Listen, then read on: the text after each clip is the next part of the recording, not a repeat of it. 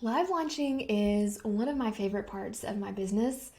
It always refreshes and renews my excitement for my program and for my business, but it can be a lot. And in fact, in the next couple of weeks, I will be chatting with my online business manager, Emily, and we're going to go into very specific detail about our six-figure live launch strategy, meaning we earn six figures within one live launch. So we're going to be telling all the details about that. So make sure you stay tuned for the next 2 weeks. But I kind of wanted to kick off this live launch series and talk about things that I am currently seeing that are working really well. Now, these things are not that hard to do, I will say.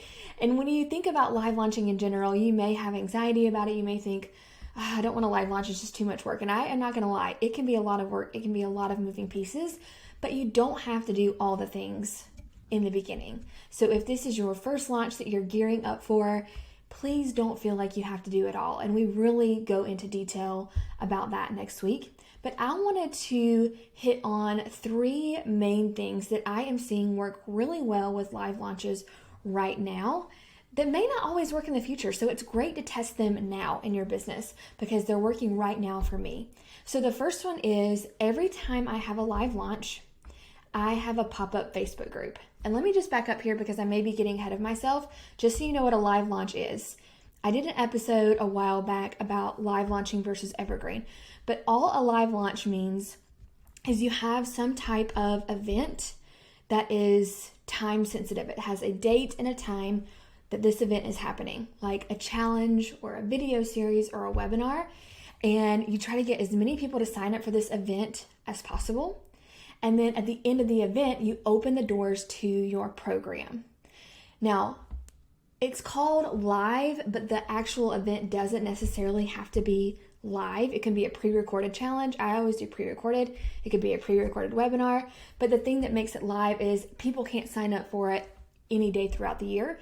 It's at a certain time, and then the doors open to your program, and then the doors close after a certain amount of time. So that's what a live launch is. So because this is time sensitive and you're kind of squeezing everyone into this live launch funnel, a pop-up Facebook group has really, really helped with building excitement for your program. So what is a pop-up Facebook group? It's a Facebook group that you create specifically for this live launch event, for this challenge or video series or webinar.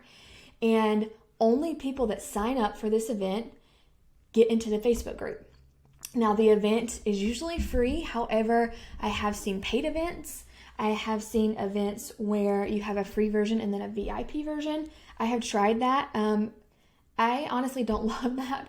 I love having the free event because it really gets as many people into the top of your funnel as possible. And the funnel just means what takes someone from a person that doesn't maybe know you or maybe knows you, but they're not a customer yet, and you funnel them down into being a customer, being part of your program.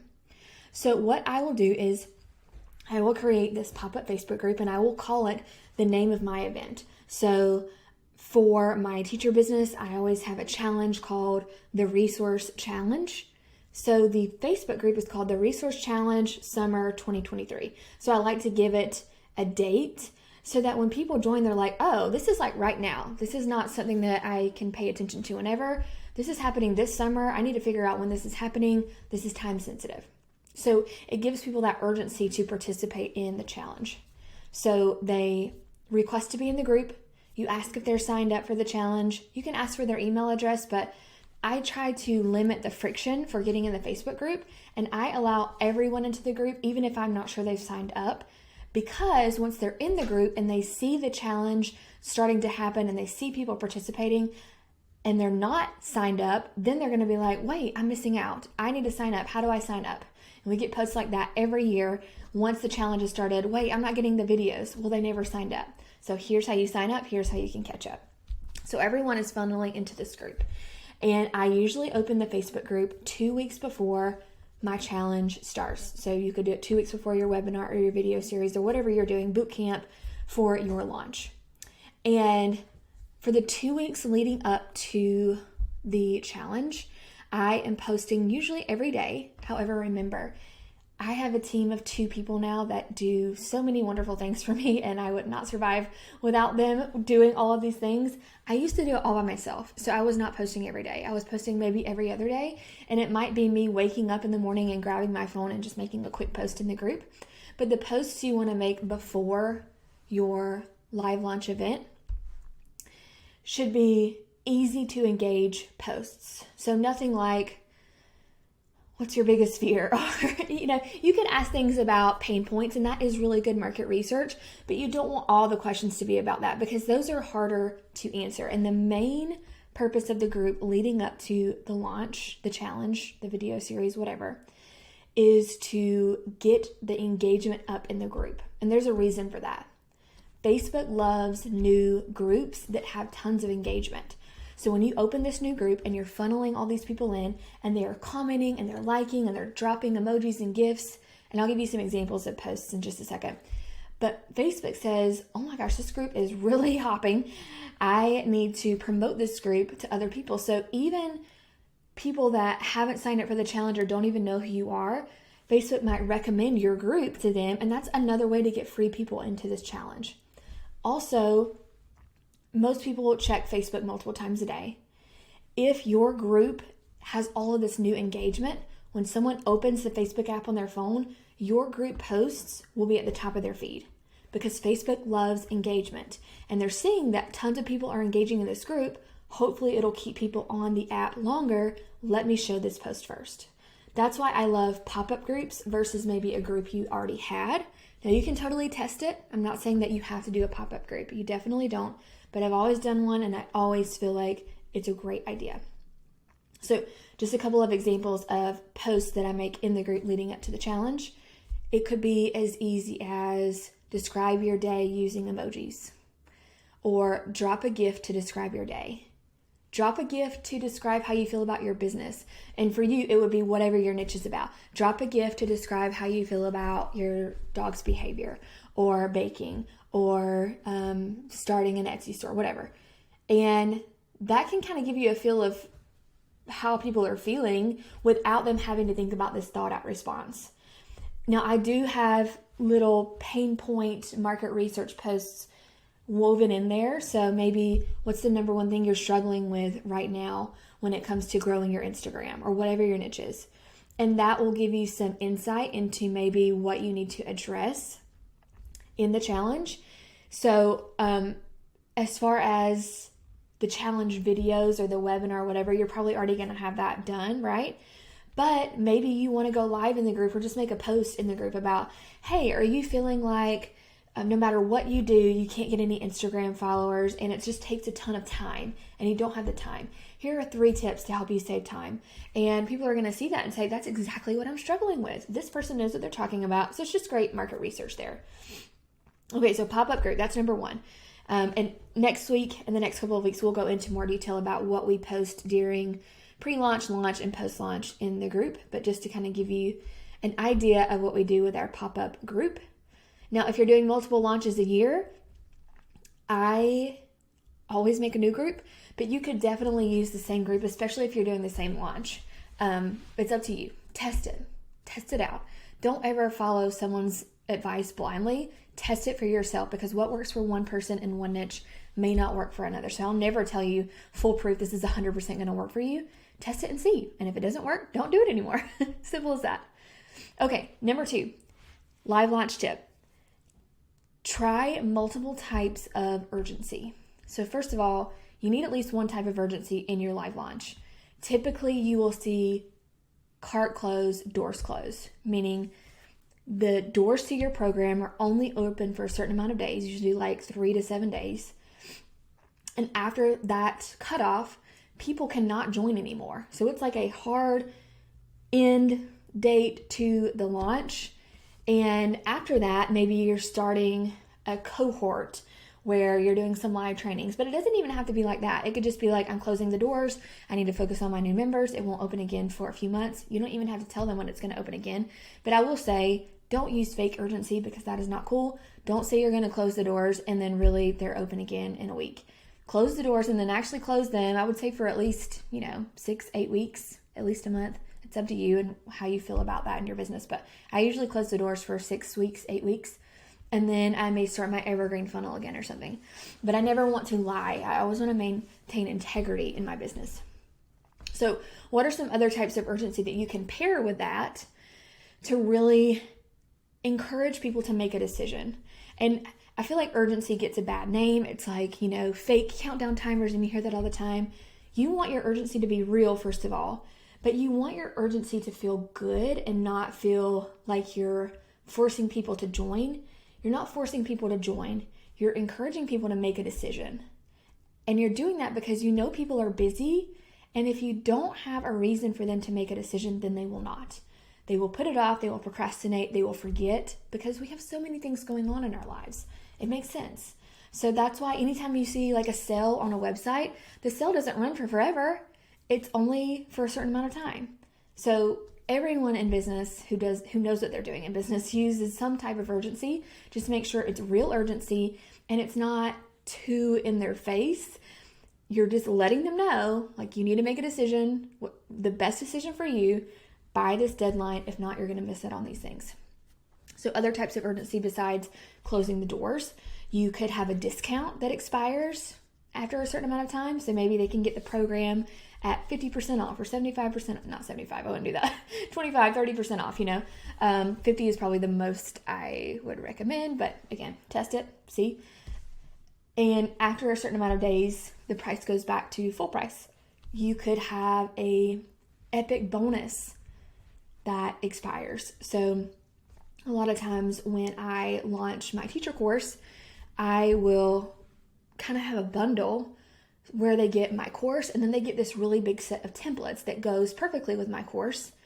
And if they buy within this certain amount of time, they get both and they don't have to pay an additional cost. Whereas normally outside of this live launch period, they would have to pay for those templates. So that's another great way to encourage people to buy. Okay, so that's number 2. Have multiple types of urgency, but at least have one. Do not leave your live launch open-ended and think, if I leave my cart open forever, I will get more people in. I promise you, you will not. If you close the doors, I always get the most amount of buyers on the last day. Close the doors, do something that is going to encourage them to make a decision.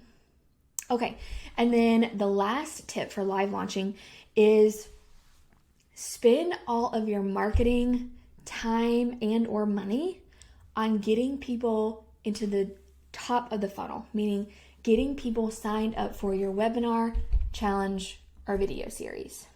So here's what I mean. If you're running ads, I know this is kind of a more advanced topic, but I love ads and I think they're a great way to expedite the process of getting people into your launch and get your launch into, or let more eyeballs be on your launch, I guess is the better way to say it. So when I run ads, I spend all of my ad budget on getting people to sign up for my challenge. I do not spend a single cent after the cart is open.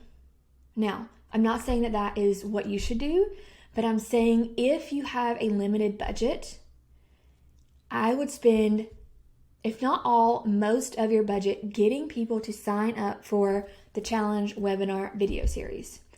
I wouldn't spend a ton of money on the ads that say, hey, this program is open, or hey, this is the last day.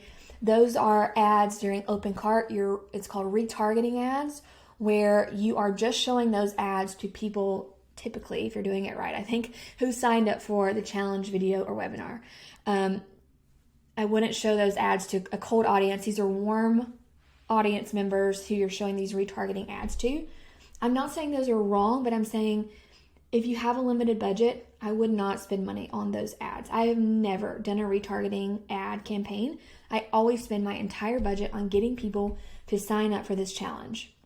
Now, what you have to make sure you do is you have to make sure the content of the challenge is really good, and you have to make sure that your email sequence is really good, because that is what's going to convert them.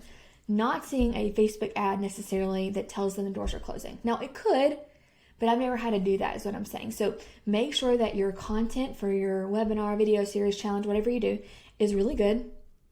And then make sure that your email sequence during the open cart week is really good. And I teach all of that in my program, Hey Online Course. And I have templates for the email series that I send, so you can see exactly what I send. I tell you exactly what you should be putting in your live launch challenge videos or webinar, whichever one you choose. But you want to make sure that that's going to convert them. And as far as your time, let's say you don't have an ad budget, you're not doing ads, that's okay. Spend all of your time in that pre-launch phase getting people to sign up. So when you're on Instagram, have posts about signing up for the challenge. Get on stories and talk about signing up for the challenge. Everything is about getting people into this funnel. You want to collect their email address. You want to get them into this challenge funnel so that they will convert. If you are doing a podcast, have a podcast episode about what's going to be happening in the challenge. And then once open cart hits, you can still talk about things, but just don't feel like you have to have all of these beautifully curated Instagram posts about open cart or have a whole podcast episode necessarily about open cart, because a lot of times these people may not have seen the challenge post. So if they're not in the challenge and they don't see the value and you just send them straight to a sales page, unless your course is really inexpensive, it's going to be hard for them to make a decision about buying. So if they haven't seen anything about your challenge, they're just happening upon your open cart post, they click to the sales page and see this course is $1,000, but I really don't know anything about it, they're probably not going to buy. They need to be part of this funnel where they're seeing that you know what you're talking about, they're getting excellent value, they're getting all of this engagement and one-on-one time with you, and then they're going to buy. Okay, so just to recap, things that I'm seeing that are working really well for me right now in live launches: have a pop-up Facebook group, use multiple types of urgency, and then spend your time and money getting people into the top of the funnel. So getting people to sign up for the challenge, the webinar, the video series, the bootcamp. All right, I hope this was really helpful. Make sure you tune in for the next couple of weeks where my team member Emily and I are going to be going into all the details about our 6-figure live launch strategy. And don't forget, I have everything for you about live launching inside my program, Hey Online Course. You can find out more about that in the show notes.